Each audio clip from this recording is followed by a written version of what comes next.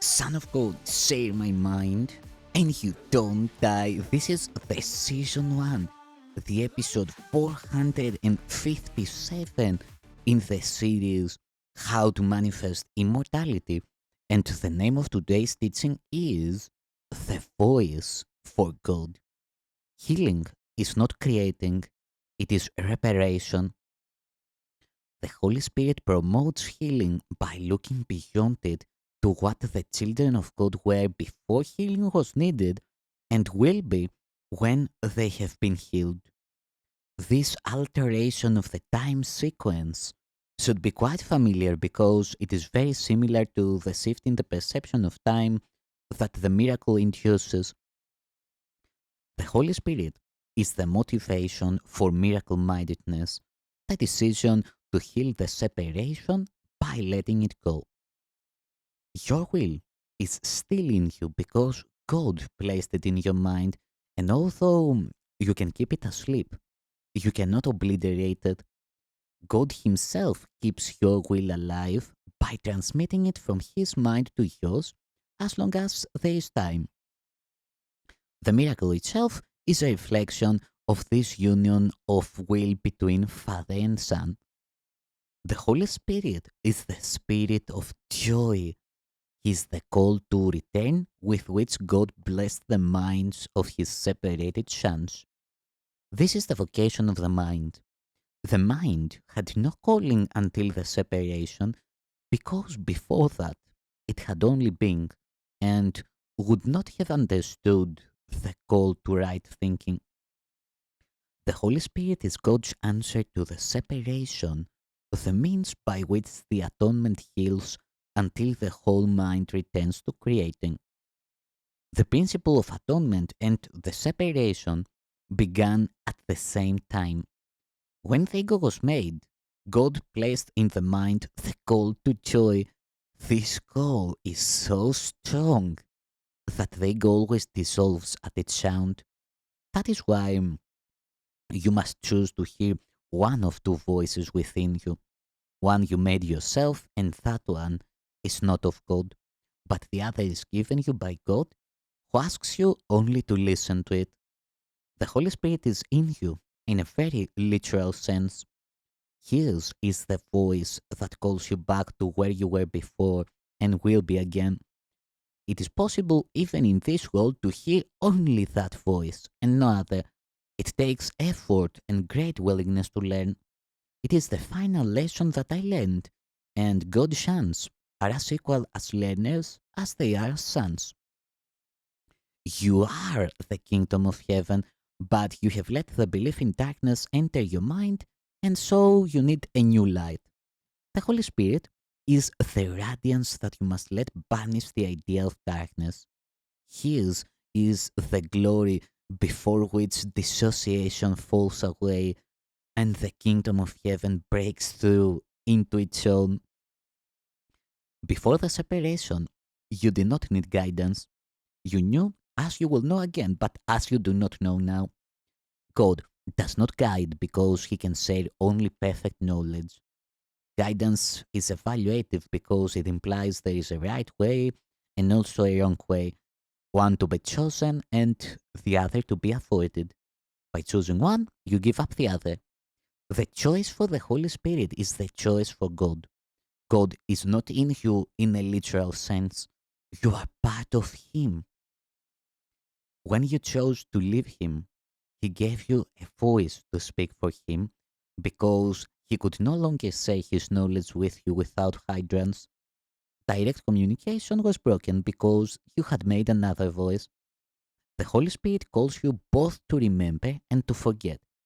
You have chosen to be in a state of opposition in which opposites are possible.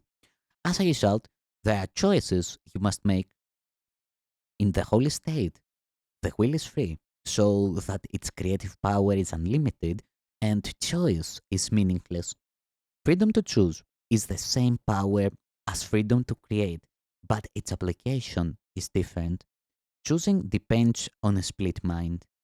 The Holy Spirit is one way of choosing.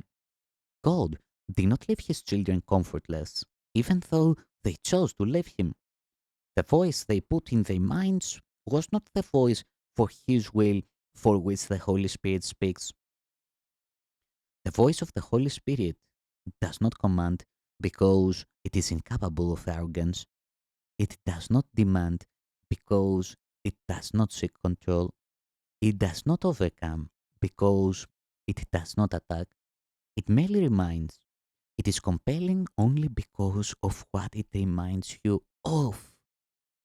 It brings to your mind the other way, remaining quiet even in the midst of the turmoil you make. The voice for God is always quiet because it speaks of peace. Peace is stronger than war because it heals. War is division, not increase. No one gains from strife. What profiteth it a man if he gain the whole world and lose his own soul? If you listen to the wrong voice, you have lost sight of your soul. You cannot lose it, but you cannot know it. It is therefore lost to you until you choose right. The Holy Spirit is your guide and choosing. He is in the part of your mind that always speaks for the right choice because he speaks for God. He is your remaining communication with God, which you can interrupt but you cannot destroy. The Holy Spirit is the way in which God's will is done on earth as it is in heaven. Both heaven and earth are in you because the call of both is in your mind. The voice for God comes from your own altars to Him. These altars are not things, they are devotions. Yet you have other devotions now.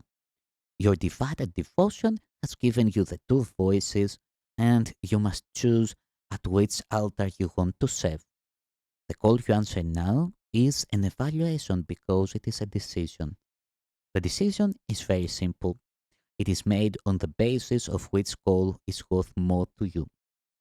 My mind will always be like yours because we were created as equals. It was only my decision that gave me all power in heaven and earth. My only gift to you is to help you make the same decision. This decision is the choice to say it because the decision itself is the decision to say. It is made by giving and is therefore the one choice that resembles true creation. I'm your model for decision.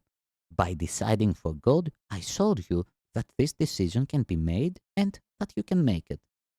I have assured you that the mind that decided for me is also in you and that you can let it change you as it changed me.